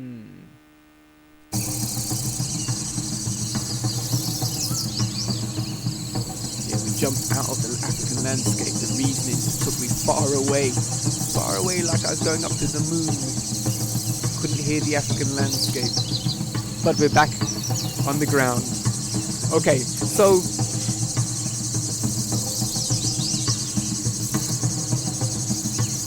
he mentioned some subjects that might be problematic, like learning some Eurocentric subjects directly, like European history or some stuff like this. I mean, I think he would say that learning Latin was inappropriate for Africa. And in its right mind, it's not the first language to learn. However, Africa should have Latin as part of its curricula. But it's not the first language, it's not the first one, it's not the first classic language to learn. There are African classic languages to learn. Then you learn the classical European languages, you learn the classical Arabic languages, you learn the classical Asian, Chinese languages, of that region, the languages for those regions. They have classical languages that give you a gateway into many other of the branches that come off the classic. So yes, African children should learn classical languages, and part of that is Latin. So again, even in Africa, we should learn it, but it's a priority. It's what comes first. It's what takes the first thrust, the first foundational laying down of what language does, which is to open the mind. The answer's obvious. What must come first? If you're coming from an African place of being, it's obvious. So he mentioned some things in that he was saying that they're Eurocentric subjects. But the reality is, most of the subjects being taught in our universities, if they are being taught in a way to be competitive in the fields of science, math and other general global subjects, and they are using, for example, English textbooks, which would be a key testing point to see whether it's Eurocentric. If it's dependent, if the material for the course has not been produced in indigenous language, then there's an imbalance there. Something is up. If it's difficult to produce the material in indigenous language, something is up. There's a problem for that. So this issue cuts across all of them, because most universities will force their students to use English as their default language after a certain time. Many secondary schools do that. In Ethiopia, there was a time for this, where a child would enter and be learning in their mother tongue and Amharic federal language, so those two as a baseline, and then in the middle of the schooling, everything switches to English. There's many schools like this. That's a very strange model. But we're here to fix that. We're here to put forward a clarity so we at least we think about it. And those of you with power to change that or support institutions that model in a better way, and step up. We're ready for you. Okay, so there's that. He mentioned social work. Social work, really the social work is talking to psychology, social psychology, the psychology of communities. So it's communalism, it's the communal psychology. And that in itself, that is a domain. African psychology in its tradition, it's communal psychology. Yeah, we should have that well studied and allow that to be the basis on which we talk about social work in African communities. That's the domain of universities. African universities definitely must be holding these things. More should hold more of that. The illusion of excellence. He mentioned basically that his critique is that African universities feel that if they are comparable to Western universities, they get some prestige for that. And this is an illusion. He's right, it is an illusion. It's an illusion of excellence. And the counterpoint is that it's a devaluation of the local culture. It devalues the actual local science, the local knowledge base completely. So it's a double whammy. One, because, as I said, you can't be excellent in the foreign thing if you are not going to the very root and classical place that the foreign thing has emanated from. You can't master it if you're not going to go there. So if you're going to go partly, then you're not going to master it, so you're not excellent. So then you're second, you're third, you're fourth, you're 100th, you're 10,000th in position. And so the problem continues. Yeah. Local priorities. Society and economics. I think society and economics should be local priorities. Within that, what we're really talking about is communalism and shared wealth. Traditions of economics, Pan-Africa, are run up against the Western model of property ownership. I note that there are some traditional societies that still proclaim their custodianship of the land rather than individuals owning the land, and they're trying to hold that and defend it. This is a traditional principle for many societies, and it's something that evidently needs to be revisited. The whole talk about going green and being more environmentally friendly is like a mockery of that principle. That the root principle is that people can't own the land. It's an asset that must be preserved and looked after as a custodian for future generations. So it brushes up against the whole economic idea of standard Western capitalism and even socialism to a good degree. Yeah, I know that's a hard one because, you know, people around here, we like the money and we like the idea that the money around here is strong enough so that when we go over there, the money's good for us, so we can live in the kingly way, the queenly way. It's nice, it feels nice, but there's a problem for that. So this is where the ethics come in. Remember my arts? This is where the ethics come in. Okay, so he mentioned about studying other universities. Back to pedagogy. If you, because his idea is adaptation. He's saying don't imitate, let's do adaptation. Let's study other universities globally and tweak what they got and then make it work for us. Okay, no, because if you don't have the African pedagogy in place, then you can't see clearly enough what you're looking at. You will end up mimicking, as you try to adapt it, you will end up imitating it and being off balance for this. So it has to be, African pedagogy has to come first, and then in my assessment, the only thing to do is to, well, let me put it like this, is to study African universities should study universities globally with a view to critiquing how they do by their own assessments, in their own context. So if an African university is studying the success of a European university or a Chinese university, Asian university, or other regions, then they should assess it by the way that those regions assess their own structure. And inside of that, to look at what appears to work for them and what appears to not work. What is not working.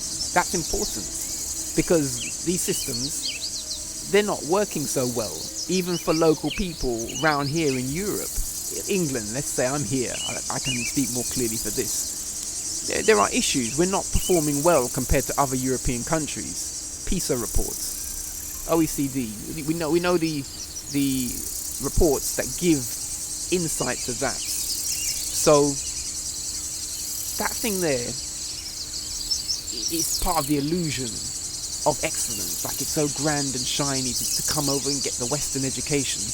But in reality, most young people in England are not getting really excellent education compared to many other countries in Europe, which would be the peership for the region. It's a fact.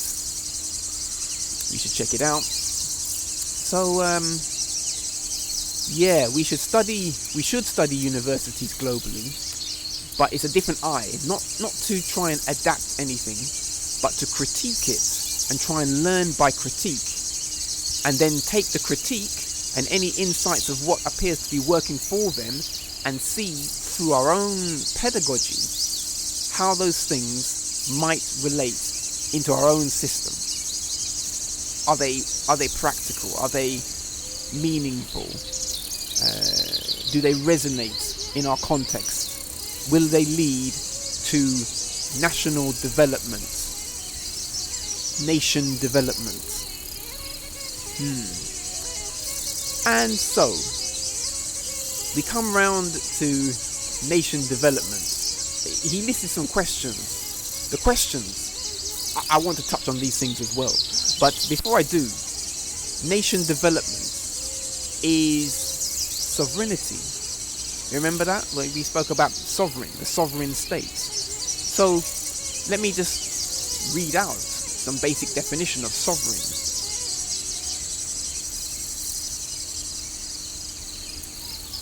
A sovereign state in international law is a political entity that is represented by one centralized government that has sovereignty over a geographic area. International law defines sovereign states as having a permanent population, defined territory, one government, and the capacity to enter into relations with other sovereign states. That's the second point. Third point, as a side point. This side point is very important though.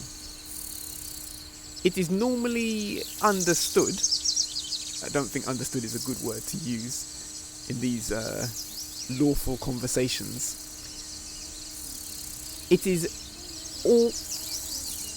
also normally understood that a sovereign state is neither dependent nor subjected to other power or states.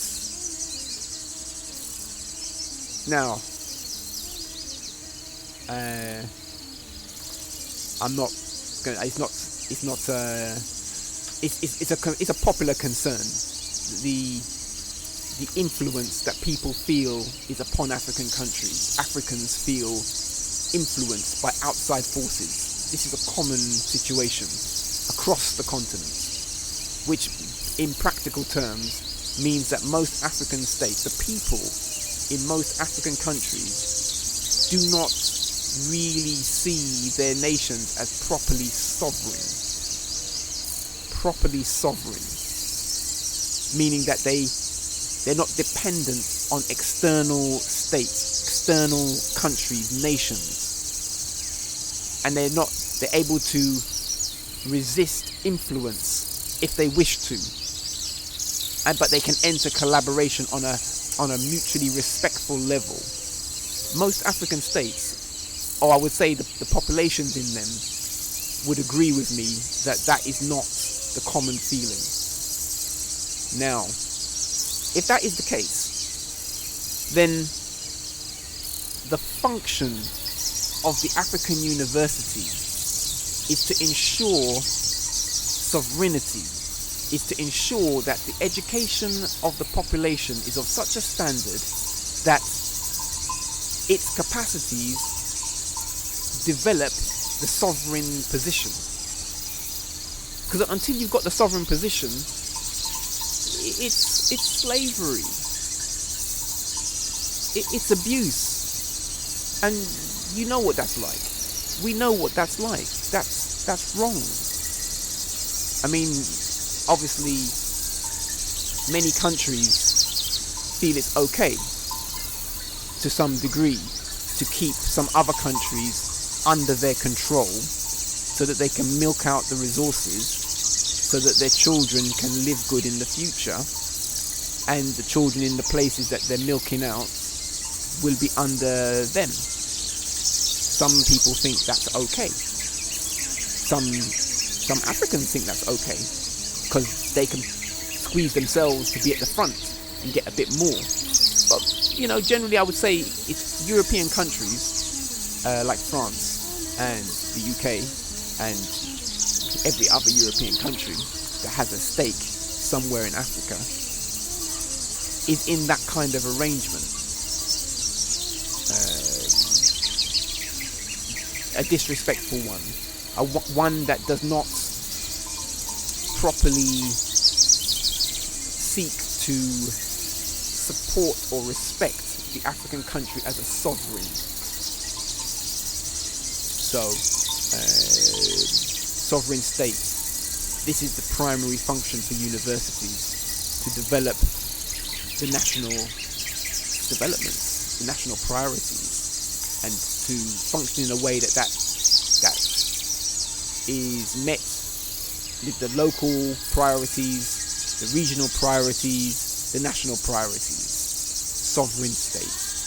And so we come full circle, and to have a university that can develop a nation as a sovereign state, the university has to have a sovereign pedagogy. Unified knowledge.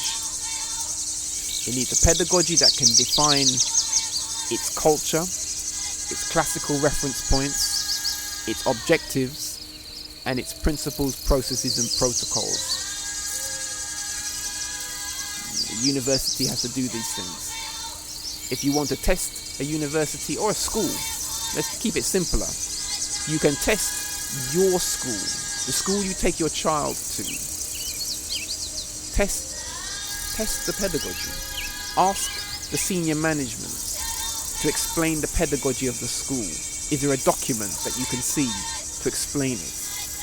If there is, then that document should outline the cultural value that the school is coming from. It should outline the objectives of the school, and it should outline the principles, processes, and protocols that they use to achieve the objectives. It probably won't put it in a simpler way as I've put ours, but you should analyze it and find out those things. And it will save a lot of heartache down the road. And this is why in our last couple of shows I've been speaking about the flaws in Attainment 8, which is the process of blocking the educational progress, development of children by labeling them as foundation tier children at an early stage in their development, putting them into a educational system that means they can't get beyond a certain kind of scoring in their point scheme, which then means when they do leave the school, they will be second class in regard to education. They will be second class to those that were able to do the higher tier work. That means that they will be the employees to those with the higher tier grades who are able to manage business because they've been given access to clearer lines of knowing. For example, the classic languages and so on like this. The root principle behind the mathematics, the root principle behind the science, the languages, root principles. And when they're looking at the root principles, they're seeing historic characters that look like themselves. This is a good position. It's the right position. I respect it. It's the right position. Every culture should have a situation where their children can see in the classic heritage of the space, in the classic heritage of the teaching, they can see themselves. They can see themselves. They have to be able to see themselves.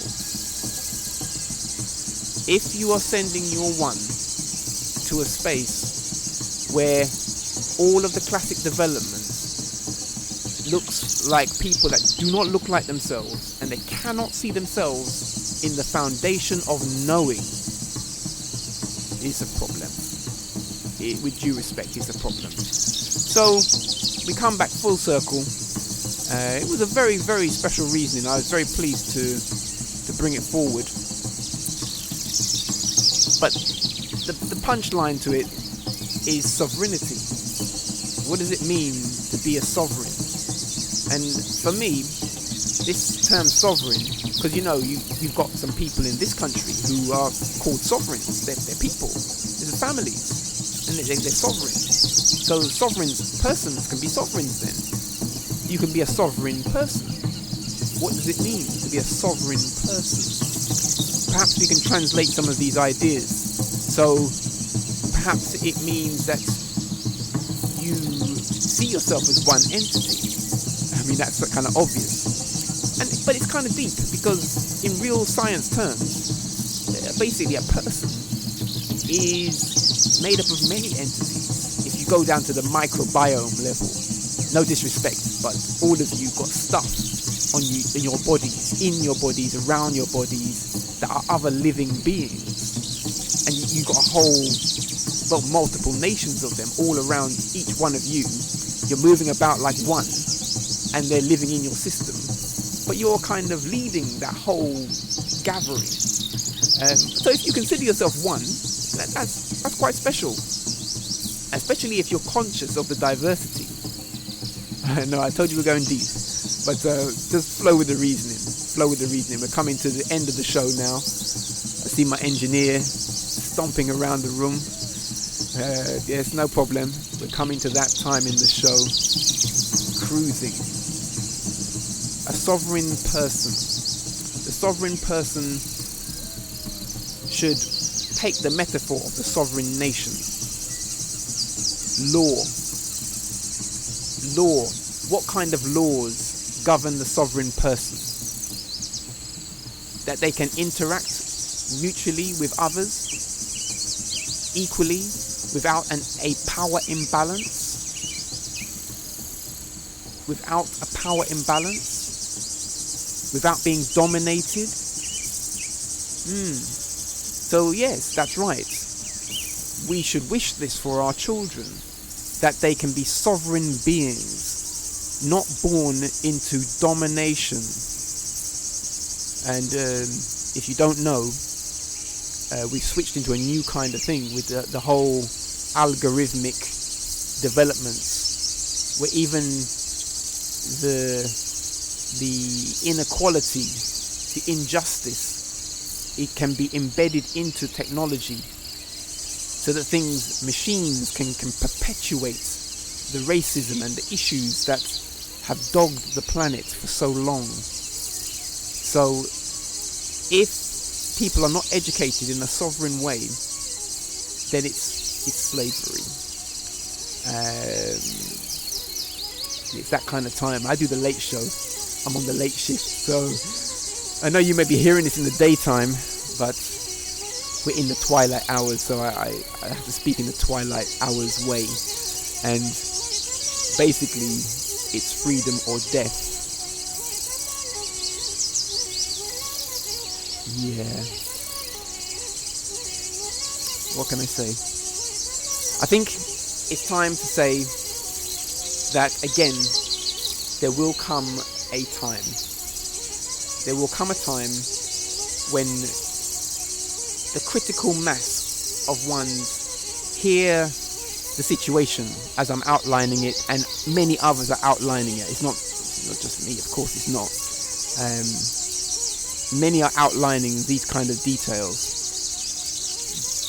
But there will come a time when a critical mass of ones will really take it in and decide to work together to secure that quality educative space. This is what the Black Open University is about. It's about securing, having developed the pedagogy and tested it over many years to great success. In simple terms, you might think of it as STEAM, that is STEM plus the arts. But it is, in its essence, it is better to be called unified knowledge. When a critical mass feel it properly, come to know it properly, the feeling is not enough. Come to know it, to know the culture in its defined and practical forms, to know the value of the objectives, to know the principles, the 6 objectives there, to know the 10 principles, processes and protocols, and how those principles, processes and protocols work together to achieve the objectives within the context of the culture. When a critical mass knows this thing, we will have greatly secured a better quality future. So, as I said, there will come a day, and on that note, I should prepare you for our closing music. It's been a real pleasure to do this show. I had actually thought to do this article in the last show, but it needed a bit of preparation, a bit more preparation. So now it is done. We've introduced the pedagogy in the context of African universities, Pan-Africa, the critique of those universities, the correct placement of pedagogy, and the correct valuation of sovereignty.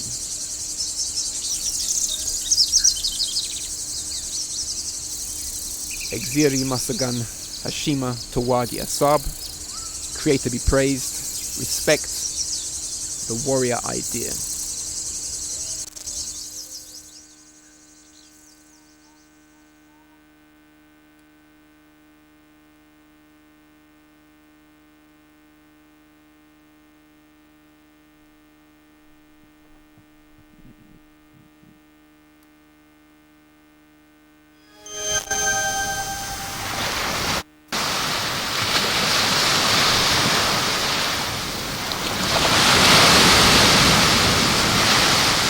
There'll come a day, get ready.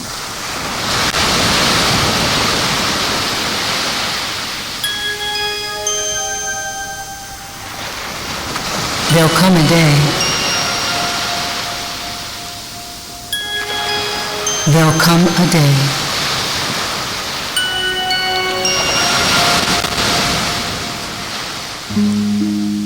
There'll come a day when the presence of the moment will truly be all there is. It will be all that will be sought after, revealing within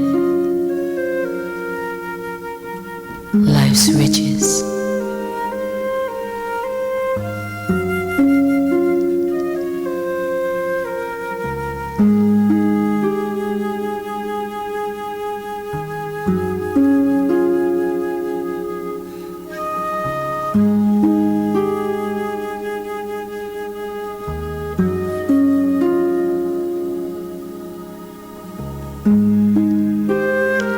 There'll come a day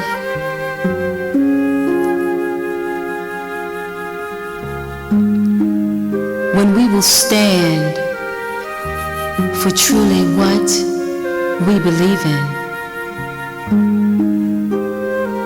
honoring only the truth as we truly see it.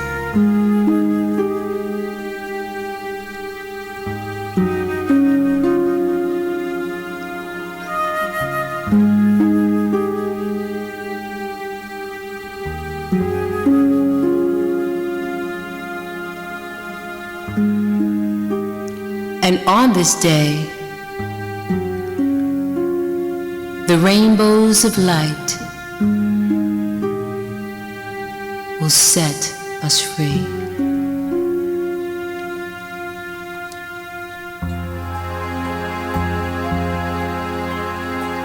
Deep within our souls we'll know that only the goodness must show. And on the waves will flow into the midnight we'll go.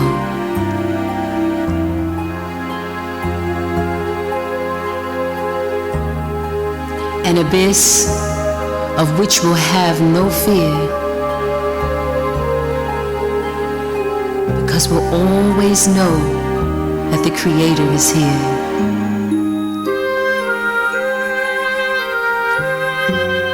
Here in our souls, here in our hearts, here in our minds, creating within us a certain peace.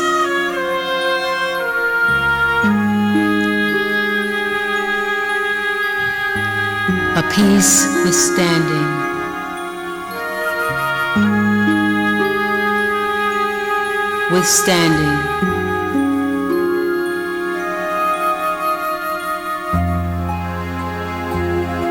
all the arrows of persecution, all the vies for validation. A peace we've never ever known in this lifetime, but have many, many, many lifetimes before.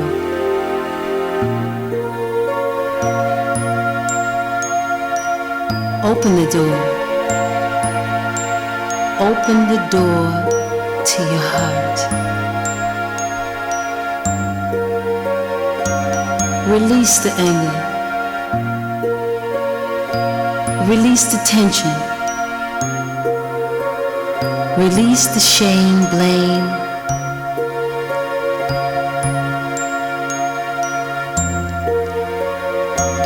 Release the fear. As you know, the Creator is here. Here in abundance for you. so that you may serve another too.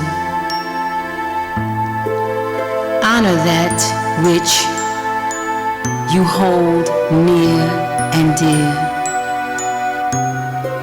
for that is the only reason you are here. Yes, there'll come a day when all the pain and sorrow will wash away, and on the waves of love you see, that's where we'll be, you and me.